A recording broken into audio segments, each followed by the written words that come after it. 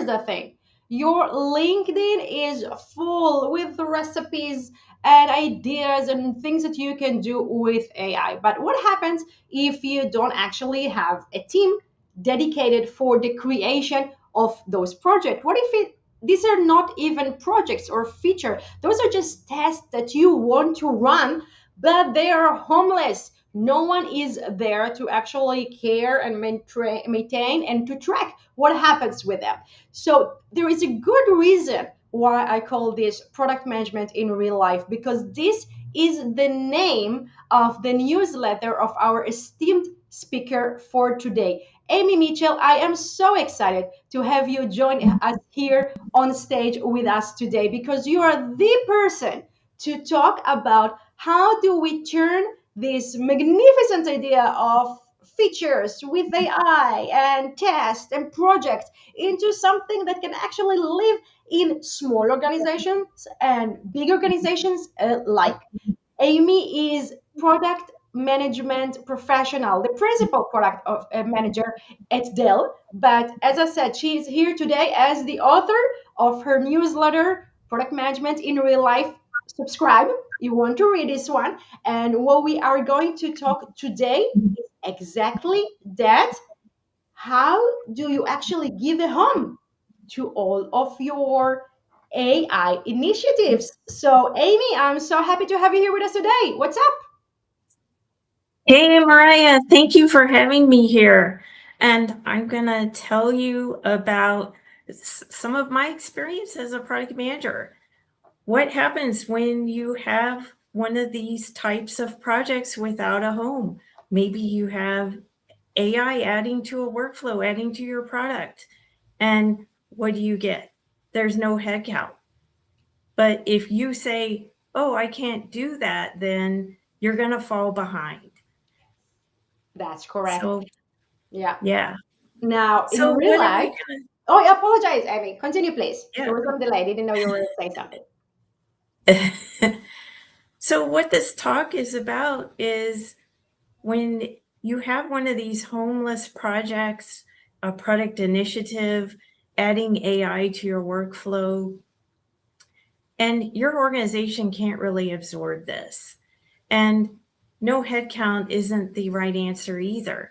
So I'm bringing in some things I've learned from my own product management experience.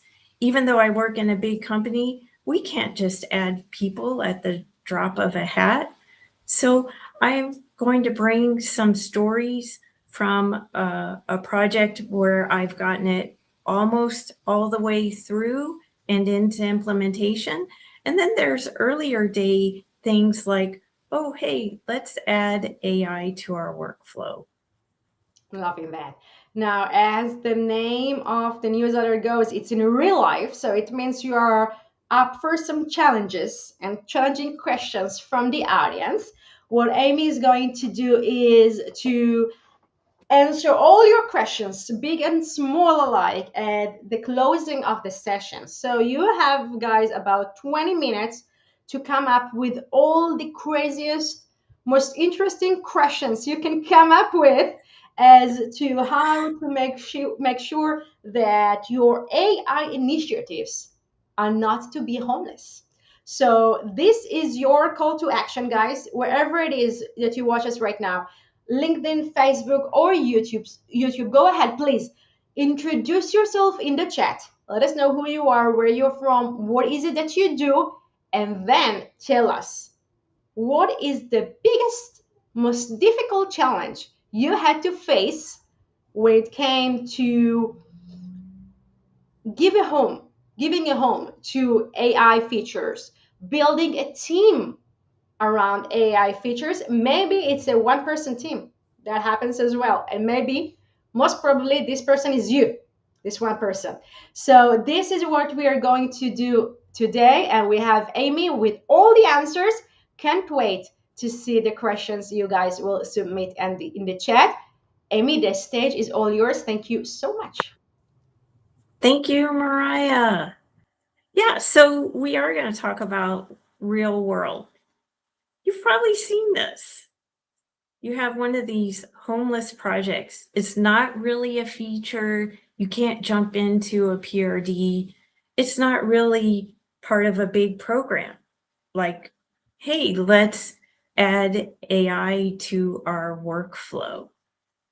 And what are you going to hear on this? I'm going to give you the signs to one of these homeless projects. This is what I hear when I bring these things forward. Oh, that's not my job. Oh, I love your enthusiasm. More power to you. Or the other one that just kills me. We've never done this before. Therefore, we can't do it. You know what I say to this? I say, I'm collecting no's. And I love collecting no's. I feel like the more people that object or point out problems, that's a sure sign I'm on a good path. Because if I'm getting silence, that usually means it's probably not the right thing or the right time. So now we've got one of these wonderful homeless projects. Everyone has said, oh, that's not my job. We've never done this before. What are you going to do about this? This is what I'm going to talk about today. It's something important because people are giving you feedback. It's just not the feedback you want. And it's really not enough structure that you can go ask to get an investment or get even headcount. This is what I call the fizzle loop. And your good ideas can quietly die here if you don't take some of the steps I'm going to talk about. So let's just refresh what I mean by the fizzle loop. We're all excited. Oh, hey, I'm going to have an AI project. I can put it on my resume. I'm going to get to work with a real LLM. We're all excited. Then you do a little experiment. Oh, hey, I have a quickie AI agent that'll review a PRD and bring forward some issues. Nice little experiment. Then everyone comes out of the woodwork, right? You're probably with me here. Oh, this is different on every product. Or John over there does his PRDs totally different. That I don't think that's going to work. And then it kind of stalls and it gets forgotten. The fizzle out loop. But we don't want that to happen. So what can you do instead? And of course, you don't want to say, oh, hey, boss, no headcount, I can't move forward. So here's what you can do instead. First of all, don't wait. You're going to regret it later. And it's so easy to just say, oh, I couldn't get help. I'm going to wait. But please don't do that. Put your builder product manager hat on and do 3 things. And we're going to break these down. We're going to talk about these 3 things. First of all, think about how you get it started. The homeless project, you got to build some groundwork quickly. Then you want to get pull into it, what I call creating gravity. And then find some experiments that you can translate into a real offering. So start, get some pull, and then work on repeatability. This is how you get these things off the ground without waiting for somebody to help you and without waiting for headcount. Now we're going to break each one of these down. So the first thing is abstract ideas are going to be hard for the organization to absorb. Like if I brought to you, let's say we're in the same organization. Oh, I just did this quick review with an AI agent. I reviewed my last product requirements document, and here's some things it found. Isn't this great? This is still pretty abstract. Everyone's going to agree. Yeah, that's really great. Have a nice day. So you want to make it concrete. turn your idea into a real use case. So instead of just an idea, I would say, this agent reviewed my PRD and it found 3 things I had missed. These were even 3 things missed in a review. People will still say, that's nice, Amy. Tell me how I could really use this. How would I use it on my next work time doing a product requirements document? How would you use it on Tuesday? How do we do it tomorrow? So then you're going to have to make it really real, right? You're going to have to say, here's the URL to the agent, here's where you put in your PRD, and here's the result you'll get. Can you try it tomorrow? In other words, make it concrete. Now, the second thing to do about getting this started is get one real user, a salesperson, a sales engineer, somebody who works with you every day. Have them tell you, oh, that's the dumbest thing I've ever heard. Or, oh my gosh, I didn't think about that dependency. Why does it matter? A real person, one real person. The third thing is make it small enough to move. So coming back to this AI agent that's going to check a PRD, we've got one person who says that might be helpful. But if you then open it back up and say, let's apply an agent to all the PRDs in our organization, it's going to go back into the fizzle loop because you're going to get all these dependencies again. So keep it narrow. Think about a small surface area, shrink it. Okay, so you've got 1 or 2 people interested in it. You've kept the scope small. You're still going to get, oh, that's not my job. I can't do this. So now you have to up your game a little bit and work within your organization. I'm not talking about go rogue here, right? So many people told me it's not my job, or they like, more power to you. Don't take that and go rogue and just say, oh, I'm going to take this cute AI agent that I vibe coded over the weekend. I'm just going to go take it and apply it to every PRD, and I'll show everyone how wrong they are. No. Don't do that. Don't go into cowboy product manager mode and start showing everyone how wrong they are. Of course, we're not going to do that, but you don't want to even think that in your head. Think instead, how can I affect this from within my organization? Right? We're product managers. We know how our organizations work. We know the processes. And we have this great idea. We want to get into the process. So this is what I'm calling create gravity. Get that pull. Take those 1 or 2 people that think this is a great idea and start working with them. Just a small little group. Maybe it's a conference call after most of the day's over, and you're working on something real. So coming back to the AI, bringing AI perhaps into the product requirements workflow. Talk about, oh, you were interested. Could you run this and tell me what kind of results you get?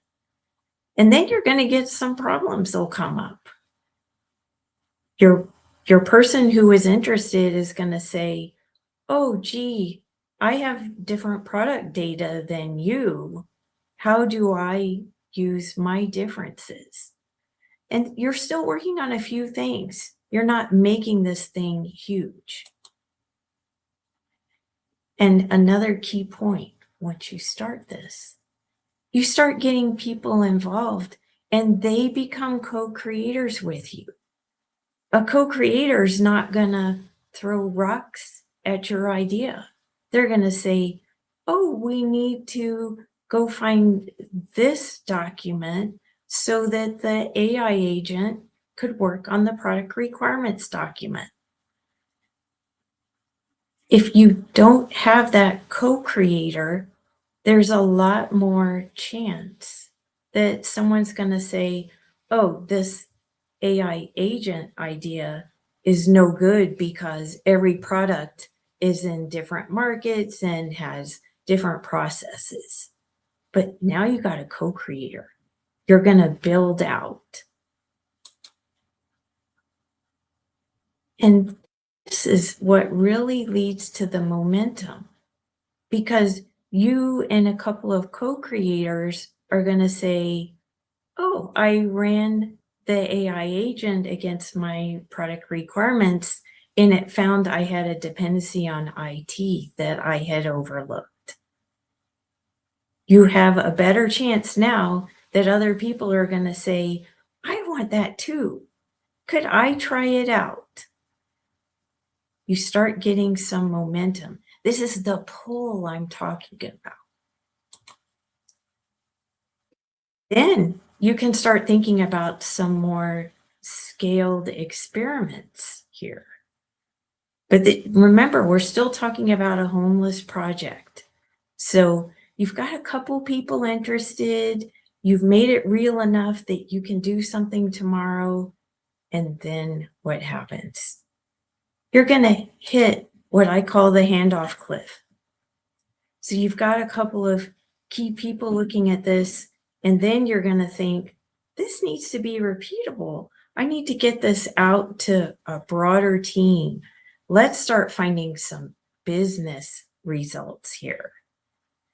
And then you're going to start hearing those same things again. Oh, that's a nice idea. Oh, but hey, Amy understands everything. Two co-creators understand everything. So the rest of us, we can't really handle this. We're not an insider like you. I call this the handoff cliff. This is actually a good thing when you hear this, because people are responding. They actually think this has a chance of helping, but they're not quite ready for it yet. It still looks pretty complex. So what do you do now? Here we are. We've done the start. We've pulled in people. We've got some pull. Now it needs to become scalable and repeatable, like product managers normally do. Up to this point, we've been doing stuff a little bit, working within the organization. So you want to think about, how do we make this generate business for us? Because that was the whole purpose of coming up with a homeless project. You saw an opportunity. You had to change some stuff. So now you have this homeless project you're trying to get a home for. And at this stage, I call this define a solution package. What is a solution package? It's something clear and concrete, which you've been working on. It's an AI agent that reviews product requirements, not an AI agent that writes requirements. It's been narrowed down. It's reviewing requirements in our requirements workflow. How is it delivered? This is another part of getting real. Right now, it's go to a URL, bring in some other URLs for your source product data, and people run it. Now, a lot of people are going to say, oh, you have to be really smart. That's really complex. I don't know how to find URLs. Okay, that's how it is today. But maybe when we think about scale, we have to think about a different delivery mechanism. And then the key one is what are the constraints? Because if you're getting to something repeatable, scalable, you can't have all the flexibility in the world. You're going to have to make some trade-offs. Let me show you this in a picture. It might help a little bit. So let's talk about as we bring this into our product and where we're going to make money on it. So in most products, there's a SKU, there's a Stripe link, there's something where you're going to get some money for it. You're going to have pricing, and you're going to have dependencies, tiers, all that good stuff. Even on the AI PRD review cycle, there's going to be some business benefit out of this. The main thing would be we find problems earlier, or maybe product managers can spend less time on PRDs over time. We're going to be freeing up product managers to bring in more business. Now, if we were talking about, say, bringing AI into your product, then you would really be talking about SKUs. Some AI chat would have some SKUs. That being said, think about how you're going to make money. You then start thinking about the pool. Bring in people that want it. Understand one or two people, real people who would want to use it. And that's where you're going to make trade-offs as you start doing this pull and start building that gravity around your homeless thing. And then finally, make it repeatable. So we are going to come into this as we start bringing AI in more and more.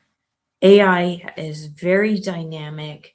It needs a lot more controls and governance, but you don't want the controls and governance taking over, making a business result and getting your product or your idea out to customers.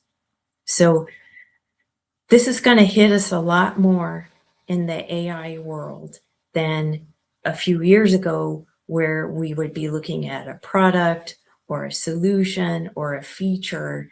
We had mechanisms for it. But with AI and the dynamicism, we need to think more about starting, pulling in through that gravity, and repeating.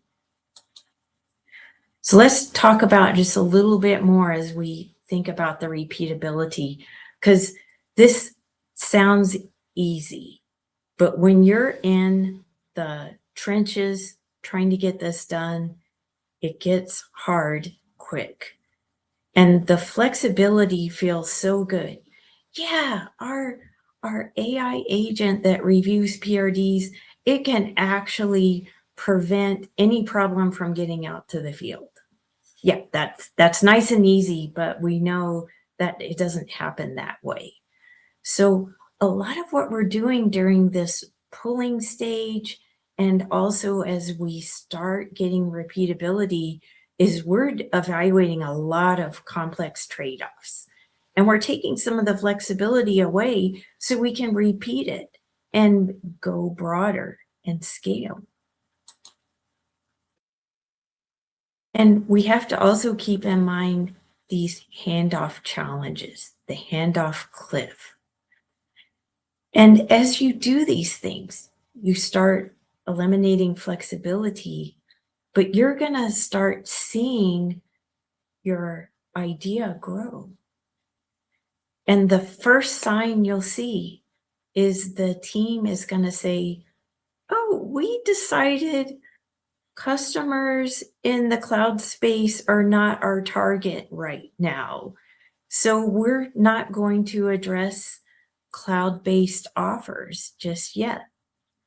We're going to just focus on the product requirements that apply to on-premise customers, for example. And you're going to go like, wow, a decision was made and I wasn't in the middle of it, and yet I agree. the team is working on their own. You're going to find you're not going to be needed day to day. And that means you can go think about the next thing, the next big business opportunity. And this is really where we're headed, in my opinion. And this is what I'm seeing in my product job. I'm seeing it on a lot of my friends' product jobs, that you need to create that gravity, bring people into the solution. No longer is it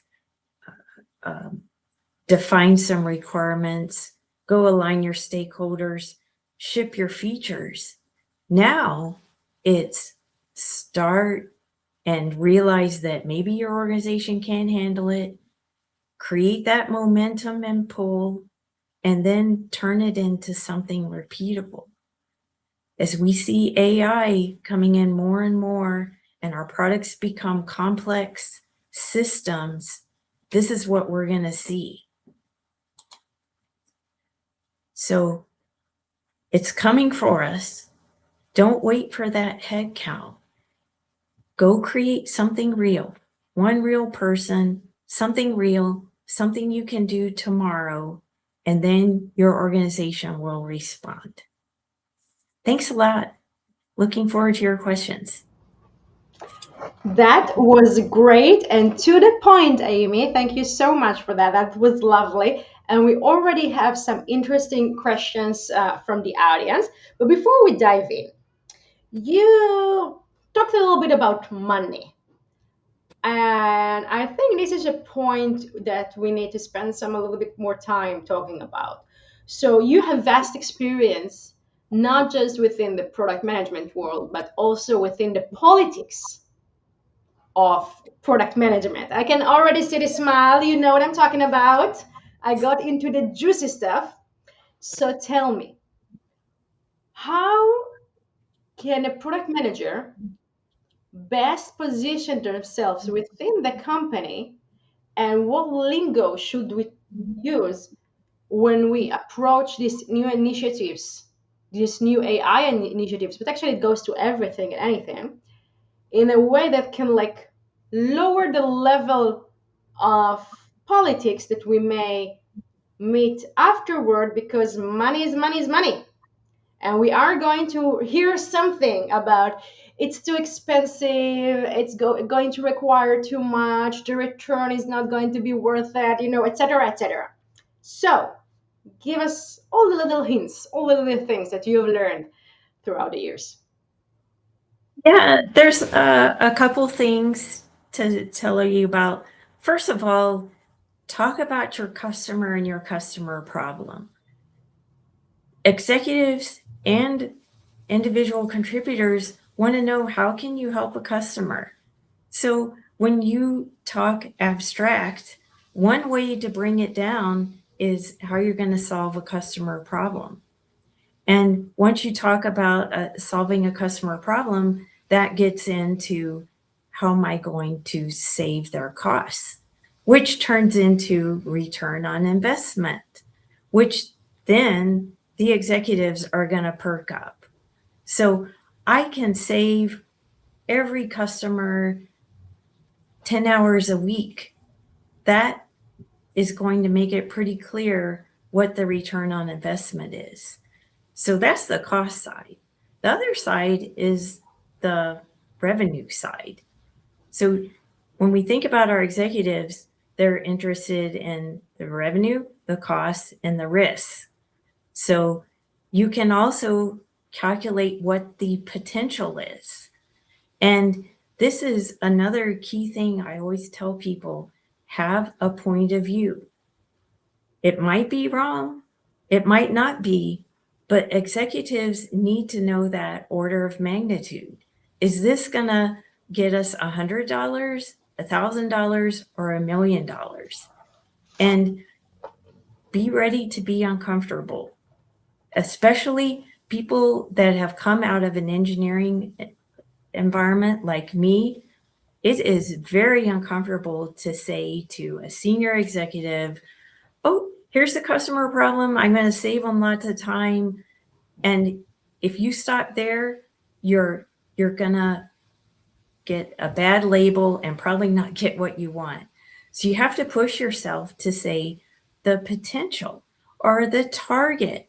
If we do these things, it's looking like $1 million or 100 million, whatever is what's evaluated with your in your organization. So those are the things I found that work. It's still hard, It is, but definitely is. yeah. Absolutely. Let's see who joined us here today. We have Yakir Franklin, our product league veteran here joining us today. Yakir Franklin here was mentor in product league 4 years ago. That's correct. Excited to be back involved. Happy to have you here with us for the impact sprint. This session today is part of the impact sprint where our lovely community take all the product management brain out there and use it for good, for impact. Throughout the week, our product managers will work with NGOs. Started today.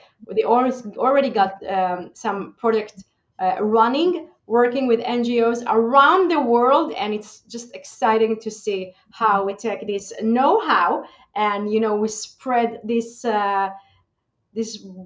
PM brain into some new verticals. And this exactly what you talked about, this AI initiatives without a harm issue is actually something you can meet in at NGOs as well, because it's not necessarily that the NGO you are part of knows how to deal with AI initiatives at this stage. Maybe, it's too mature for them.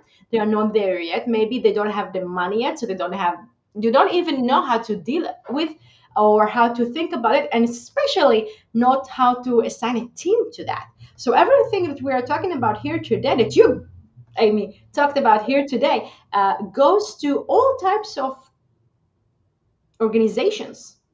Even if you're a business oriented one or impact oriented organization, whether you're a big corporation or a small startup, it's not necessarily that the organization you're part of knows how to deal with this kind of new initiatives. So your words are very important here.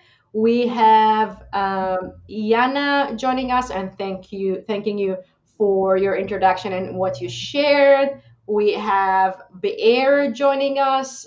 We have Dave joining us. We have Jennifer joining us. She is the CEO of one of the NGOs we are working with this week, Edufy Global.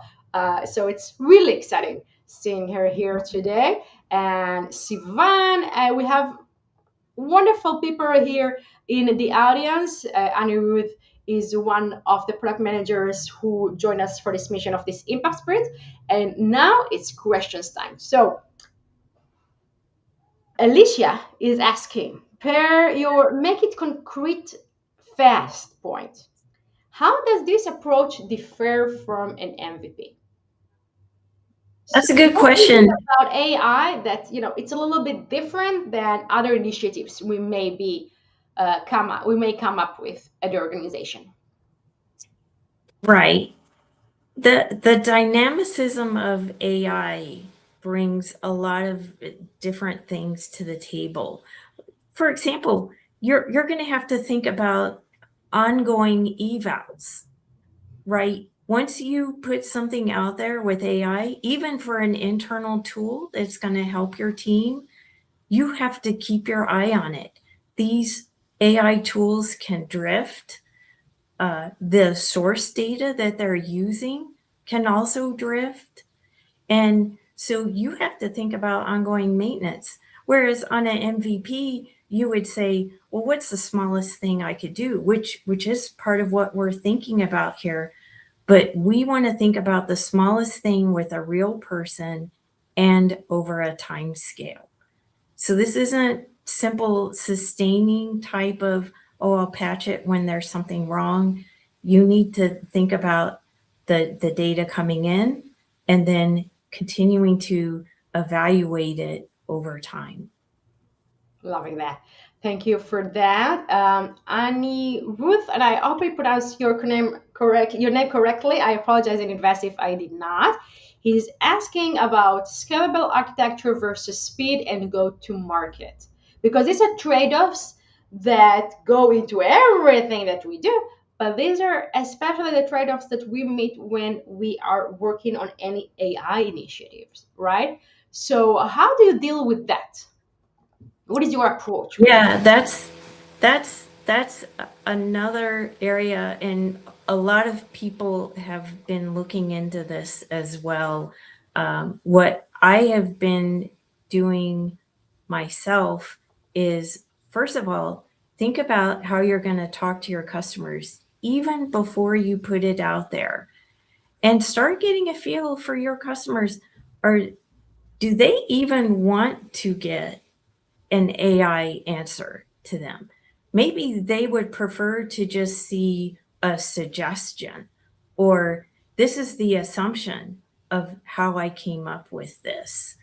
So the first thing, you got to get a feel of what your customers would find acceptable.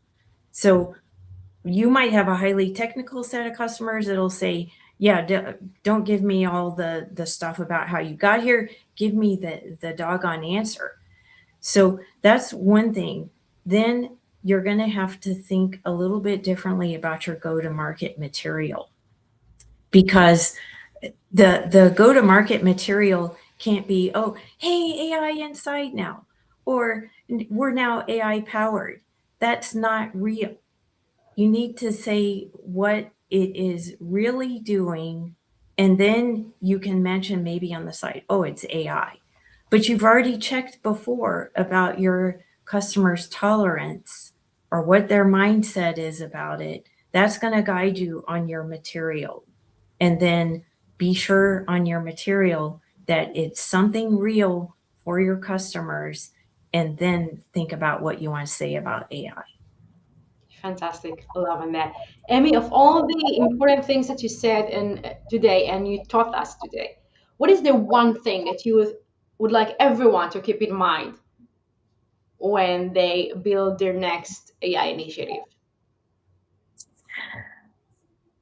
One thing, I would take the best advice from improv and say yes, and Loving that. don't raise fire drills, don't raise objections. Say yes, and That's a fantastic tip and a great, great advice.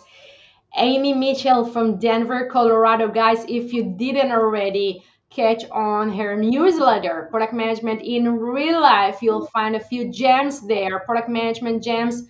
Whether you are part of a small organization or a big one, this is for you. Thank you so much for joining us today. I had such a great time having you on our stage, and we've learned a lot. So, thank you so much.